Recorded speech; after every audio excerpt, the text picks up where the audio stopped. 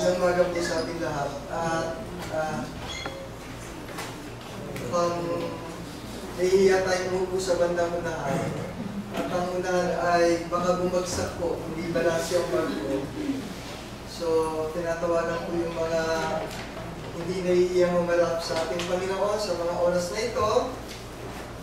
Of course, ay huwag tayong magkuble sa bahaging dito. Kung nagsabog ng biyaya ang Panginoon sa mga oras na ito, hindi niya po ito masasagot. Paalala lamang po.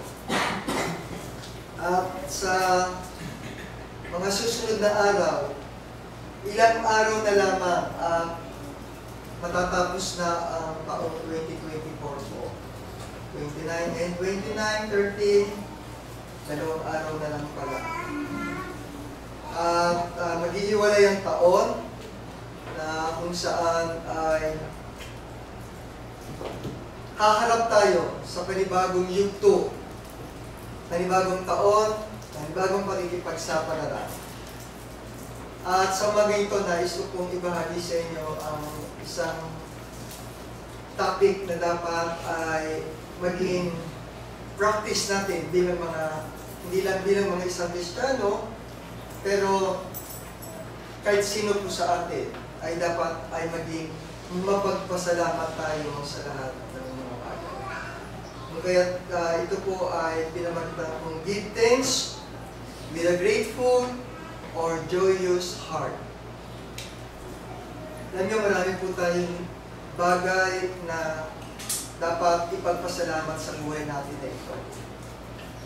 Unang-una, yung bawat isa sa atin, yung karagdagang buhay na mayroon tayo tinatamasa. Yung mga iba't ibang bagay na kung saan ay pinagkakaloob sa atin ng ating Panginoon. Yung magkaroon ka ng isang loving family, isang buong pamilya. Andiyan si kuya, andiyan si ate, andiyan si papa, andiyan si mama. Napakalaking bagay yan para ipagpasalamat natin sa buhay na ito.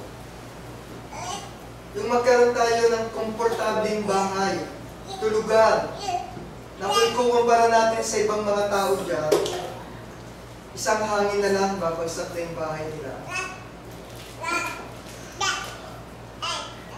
Yung iba, kanina napag-usama namin ni brother, may gagawin daw silang project, yung pupuntahan niya project, yung gagawin nila ng project, yung lugar na kung saan yung mga kababayan natin doon ay nakatira doon sa tabi ng basurahan. Pasalamatan natin at tayo ay hindi bahagi doon. Yung pupuntahan mo bukas as a linggo, brother. Sa lugar na tapunan ng mga basura sa buong Cavite, pero napakaraming mga nakatira po doon. Dapat natin pagpasalamat ang buhay natin na kung saan tayo ay nakatira sa maayos-ayos na tahanan. Dapat natin pasalamatan kung anuman ang mga hanap buhay na mayroon tayo. Yung sources of our income, kung saan binibigay ng ating Panginoon sa ating pang-araw-araw na mga kailangan para makapamuhay tayo ng maayos sa mundo ito. Dapat din natin pasalamatan sa ating Panginoon ang pagkakaroon natin ng freedom of speech sa bansa natin. Freedom of religion. Freedom to choose. Freedom to breathe. Lahat po ito ay dapat nating pasalamatan. Marami pa tayong dapat pasalamat sa ating mga buhay. Yung mga relationship na nasisira sa ating pamilya, sa ating kaibigan, sa ating kapitbahay, sa ating iba't ibang mga taong nakakasalamuha, dapat natin ipasalamat. Nung nakaraan, marami pong calamities, typhoons, na dumaan. Alam ko, iba sa atin dito ay naapektuhan. Alam ko na ilan sa atin dito ay maraming damage sa kanilang mga buhay. Ngunit dapat pa rin natin ipasalamat dahil sa kabila nito, buhay tayo, ligtas tayo, nakakabalik tayo sa ating mga buhay.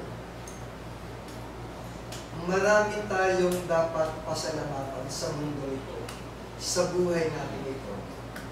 Ang tanong, when was the last time you say thank you God for all this wonderful blessing that you have bestowed to our family, to ourselves, sa amin?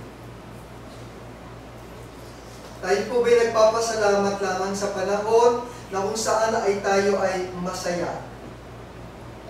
Paano naman yung panahon na tayo ay punong-puno ng pagsubok? Sa panahon na pagka tayo ay malungkot. Have you ever tried to say thank you God kahit kayo ay malungkot? Ano ba yung attitude natin kapag tayo ay malungkot? Ginamit ko ang unang Chronicles 29:12 hanggang 14 po bilang isang gabay ko sa paggawa ko ng mensahe sa umaga nito.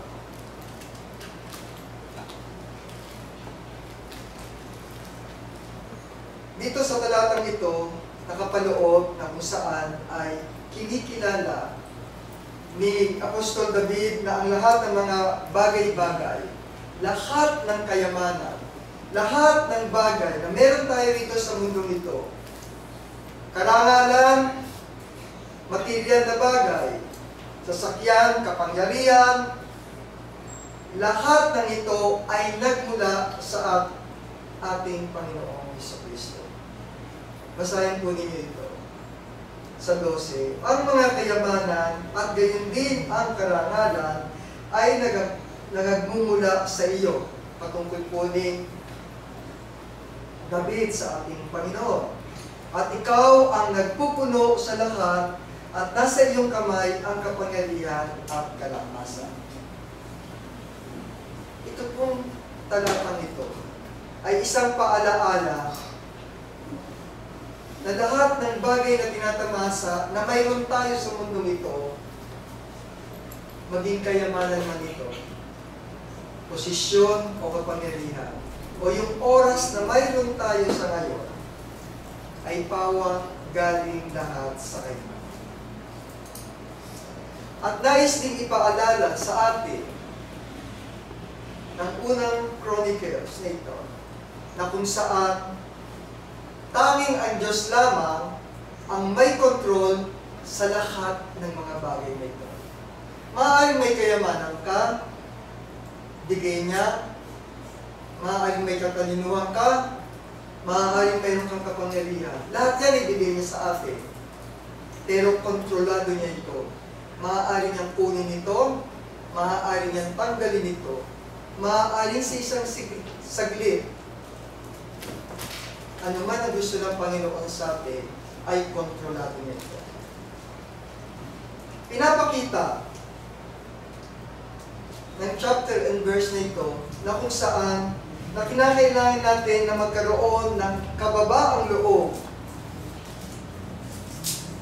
at pananampalataya na kung saan ang lakas ng tao at tagumpay ay biyaya mula sa Diyos at hindi ito ay bunga ng ating sariling mga kakayahan. Marami sa atin kuminsan namumuhay na may pagmamapuri sa ating mga sarili. Kaya ako nasa posisyon ito dahil ako ay magaling, matalino. Kaya ako natanggap itong kayamanan ito dahil ako ay masipag, madiskarte. Kaya ako honor kasi ako ay sip-sip speaker. Marami tayong mga bagay. Pero tandaan po natin, hindi ito bunga ng iyong sariling